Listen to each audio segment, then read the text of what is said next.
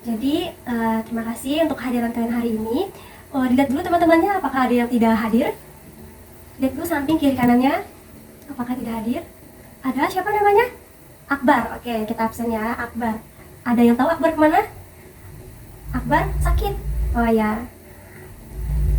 Selain Akbar ada yang tidak hadir? Udah, Akbar aja. Oke. Oke, sebelum memulai pembelajaran hari ini, Ibu mau semuanya duduk semua dengan rapi dan tenang. Oke, sudah? Ibu hitung ya, 1-3 harus duduk rapi, tenang, dan nyaman. Oke? 1, 2, 3. Oke, sudah selesai. Sudah duduk dengan nyaman? Oke, nggak ada yang ngomong sana-sini ya. Oke, sebelum memulai pelajaran, alangkah baiknya kita memulainya dengan membaca doa. Ada yang mau maju untuk memulai baca doa? Oke, silakan Faisal masuk, maju. Ya, silakan. Tadi mulai. Oke, terima kasih Faisal. Alhamdulillah. Kita mulai dengan doa. Semoga semuanya fokus ya belajar hari ini. Sebelum memulai pelajaran, ada yang mau disampaikan nggak nih? Atau mau nanya-nanya tentang materi yang minggu lalu atau yang kemarin? Oh, nggak ada. Oke, kita mulai ya untuk pelajaran hari ini. Jadi di sini Ibu mau sharing mengenai kepercayaan diri. Di sini anak-anak Ibu ada nggak yang nggak percaya diri sama dirinya sendiri? Ada. Kenapa tuh? Karena minder. Karena temannya lebih dari kita ya. Oke, ada lagi? Karena malu. Mau kenapa itu? Malu maju ke depan. Oke. Ada lagi? Oke, nggak ada ya. Jadi Ibu mulai. Kepercayaan diri itu merupakan kunci motivasi diri, karena individu tidak dapat menjalani hidup dengan baik tanpa kepercayaan diri. Efektivitas, keyakinan pada diri sendiri, baik hati nurani untuk mampu melakukan segala sesuatu sesuai dengan kemampuan kepercayaan diri yang baik. Seseorang akan dapat mengaktualisasikan potensi-potensi yang ada di dalam dirinya. Percaya diri itu lahir dari kesadaran bahwa ketika seseorang memutuskan untuk melakukan sesuatu itu akan ia lakukan. Oke, jadi kepercayaan diri itu merupakan suatu kunci motivasi diri. Jadi individu itu, kita sendiri, tidak dapat menjalani hidup dengan baik tanpa kepercayaan diri. Jadi setiap individu itu membutuhkan yang namanya kepercayaan diri di setiap harinya dalam melakukan berbagai hal. Termasuk siswa seperti kalian ini. Jadi dalam mengikuti proses belajar mengajar di sekolah itu harus melakukan atau mempunyai kepercayaan diri gitu untuk menjalankan kehidupan dengan baik. Gimana kalau dia nggak percaya diri? Ya otomatis segala sesuatu yang ia mau lakukan pasti terhambat kan? Benar? Benar. Jadi Ibu sarankan untuk kalian yang kurang percaya diri nih untuk belajar lebih kayak memotivasi dirinya, atau teman sebayanya atau teman kelasnya yang nggak percaya diri dimotivasi kayak kamu bisa kok, bisa kayak gitu ya. Atau ada temennya nih yang mau ikut lomba terus dia nggak percaya diri, terus dia kayak mungkin minder karena melihat lawannya lebih hebat, bilang aja sama dia yang penting kamu mau berusaha dulu dan kamu harus percaya diri, kamu harus latihan baik, kamu belajar dengan baik, pasti insya Allah hasilnya memuaskan. Tapi kan harus dibarengi juga dengan usaha, doa. Iya, benar. Ada yang mau ditanyakan? Bagaimana cara meningkatkan kepercayaan diri? Oke, pertanyaan yang bagus. Jadi menurut Ibu ya, bagaimana cara meningkatkan kepercayaan diri? Dari semisal si Jojo mau mengikuti lomba lari. Oke. Jojonya lihat nih temen yang lain itu pas latihan tuh bagus larinya, lebih cepat daripada dia. Karena apa? Karena Jojo baru bergabung. Jadi otomatis kan dia minder. Apa yang hal yang harus dilakukan Jojo untuk mengikuti lomba dan mampu bersaing sama teman-temannya? Kira-kira ngapain? Oke, berlatih, memotivasi diri, terus berjuang. Benar semua jawabannya. Jadi itu kuncinya, memotivasi diri, terus berlatih, berjuang, belajar. Jangan malas intinya juga ya. Saya Jojo mau ikut lomba lari tadi ya. Jadi Jojo itu yang biasanya mungkin seminggu sekali latihan, karena udah mau misalnya sudah 3 bulan atau 4 bulan lagi dia bakal ikut perlombaan lomba lari, otomatis Jojo harus lebih sering lagi nih latihan fisik, latihan menjaga pola makan, latihan lari misalnya setiap pagi, setiap sore, ditingkatkan lagi latihannya. Yang biasanya mungkin larinya cuma beberapa kilometer ditingkatkan lagi. Terus yang pasti jaga kesehatan juga, kayak gitu ya Jojo.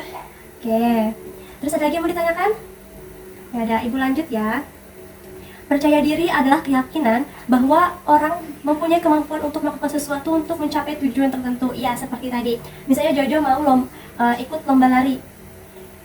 Jadi Jojo itu harus melakukan latihan terus-menerus. Harus melakukan yang namanya menjaga pola hidup sehat juga pastinya. Untuk apa? Untuk meraih kemenangan. Walaupun kemenangan itu belum tentu didapatkan yang pasti.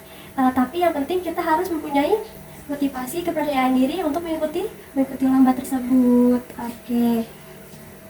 Konsep kepercayaan diri pada dasarnya merupakan suatu keyakinan untuk menjalani kehidupan, mempertimbangkan pilihan, dan membuat keputusan sendiri pada diri sendiri bahwa ia mampu melakukan sesuatu. Ya kan, seperti tadi. Jadi itu harus meyakinkan dirinya juga bahwa dia mampu. Ya. Gimana nih kalau Jojo mau ikut lomba lari tapi dia nggak yakin bakal menang? Ya pasti dia tuh bakal malas latihannya, pas waktu latihan pasti bakal minder terus karena lihat temannya. Padahal kan kalau Jojo mau lebih berusaha, insya Allah bisa kok ya. Iya bener. Oke, selanjutnya dengan percaya diri yang baik, seseorang akan dapat mengaktualisasikan potensi-potensi yang ada dalam dirinya. Percaya diri itu lahir dari kesadaran bahwa ketika seseorang memutuskan untuk melakukan sesuatu itu pula yang akan dilakukan. Artinya, keputusan untuk melakukan sesuatu dan sesuatu. Oke. Kepercayaan diri yang baik seseorang akan dapat mengaktualisasikan potensi-potensi yang ada dalam dirinya. Jadi, dia itu yang mempunyai kepercayaan diri pasti akan mengembangkan apa yang dia inginkan di kehidupannya. Misalnya si Sinta mau jadi seorang pramugari. Oke. Pasti Sinta sebelum mengikuti tes pramugari dari SMP atau SMA pasti sudah kayak mengikuti atau cari searching tentang gimana sih persyaratan jadi seorang pramugari. Misalnya seorang pramugari harus bisa berenang, seorang pramugari harus bisa berbahasa Inggris. Pasti si Sinta sebelum mengikuti tes pada saat di SMP atau SMA pasti dia sudah berlatih berenang, mengikuti les bahasa Inggris atau meningkatkan nilai dia, pasti kayak gitu kan. Nah, jadi dia itu pasti mampu untuk mengembangkan dirinya agar mencapai suatu yang ia inginkan. Dengan kunci juga dia harus percaya diri, yakin sama diri sendiri, oke? Percaya diri itu lahir dari kesadaran bahwa ketika seorang memutuskan untuk melakukan sesuatu itu pula yang akan dilakukan. Oke, mungkin sudah paham dari sampai sini. Oke, selanjutnya ada beberapa indikator kepercayaan diri yang rendah dapat dilihat dari beberapa aspek. Yang pertama, tidak memiliki kemampuan dan usaha. Ya, yang pasti orang yang tidak ingin berusaha dan tidak ada kemauan itu tipe-tipe orang yang tidak percaya diri. Terus ada juga yang kedua, tidak memiliki sikap optimis. Dia tidak optimis sama dirinya sendiri kalau dia tuh mampu untuk melakukan sesuatu. Nah, itu juga termasuk salah satu indikator tidak percaya diri. Yang ketiga, bergantung pada orang lain. Nah, ini juga salah satu masalah yang mungkin kebanyakan teman-teman alami ya. Ketika teman lain misalnya dia sama-sama suka bola, tapi temannya yang satu ini gak bisa melanjutin, terus yang satunya ini sedangkan itu mau banget, tapi temannya ini gak bisa kayak gitu. Jadi dia ikut-ikutan sama temannya, enggak dia karena dia nggak ikut, jadi aku nggak ikut juga. Nah, padahal itu nggak boleh ya, kayak nggak disarankan untuk kayak gitu. Karena kita nggak bisa bergantung pada teman juga. Pokoknya apapun yang kita mau, kita harus percaya diri, entah itu teman mau atau enggak kayak gitu ya. Terus yang keempat ada sikap pesimis atau orang yang dikit-dikit enggak deh, kayaknya aku nggak bisa deh kayak gitu. Jadi itu nggak boleh juga. Yang kelima, tidak mampu menyesuaikan diri.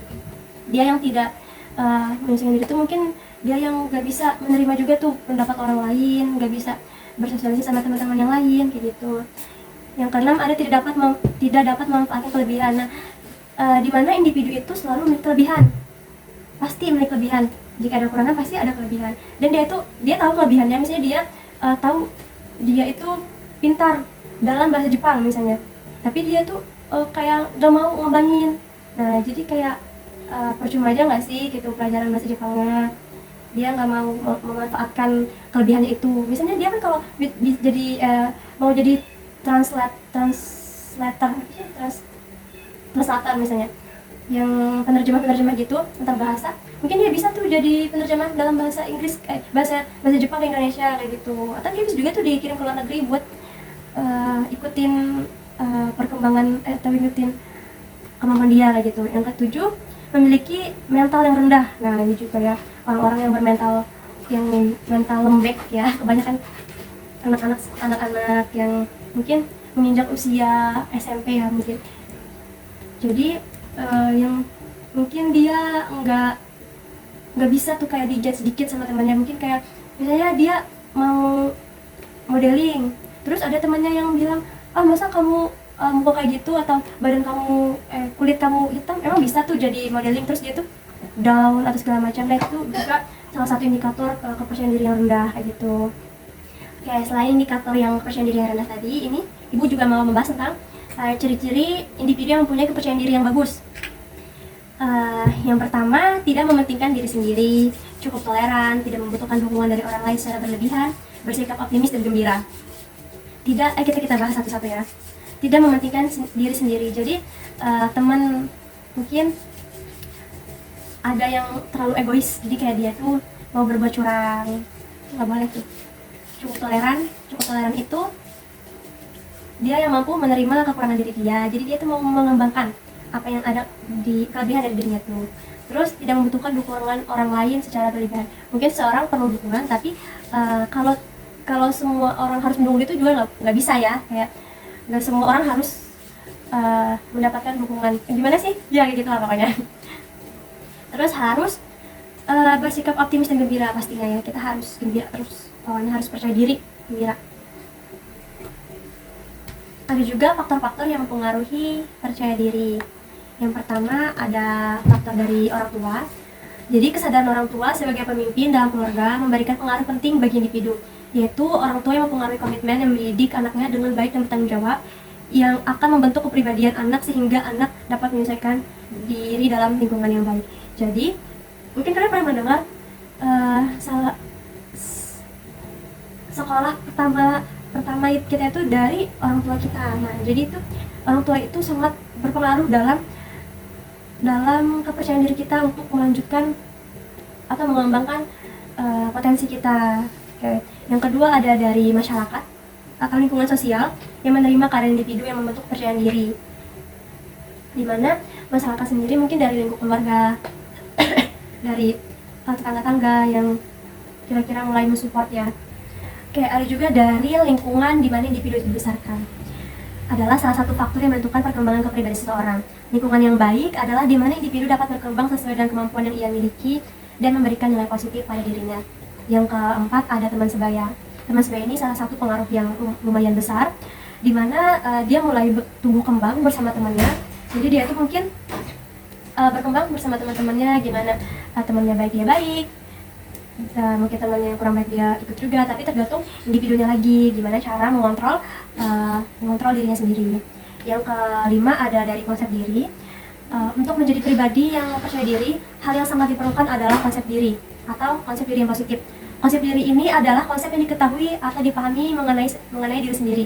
Maka dengan memiliki kepercayaan, mempunyai individu dapat mengenai keadaan diri sendiri dan melihara sehingga dapat mengaktualisasikan dalam kehidupan sehari-hari.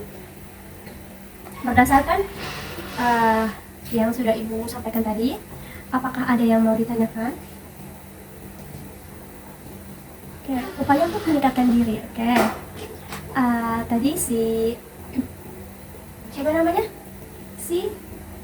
Cynthia. Oke, Cynthia tadi menanyakan mengenai upaya untuk meningkatkan kepercayaan diri. Oke, di sini ada beberapa cara, yaitu yang pertama ada mengidentifikasikan penyebab dari rendahnya rasa percaya diri dan domain-domain kompetensi diri yang penting, dimana dia itu kayak mencari tahu di mana nih penyebab dia itu menjadi tidak percaya diri dan dia tuh mau mengembangkannya lagi, kayak mau memperbaiki di mana kesalahan dia kayak gitu. Terus yang kedua ada dukungan emosional dan penerimaan sosial, di mana dukungan emosional itu tergantung dari diri kita, dukungan emosional kita sendiri. Misalnya kita itu baik dalam mengelola emosi kita.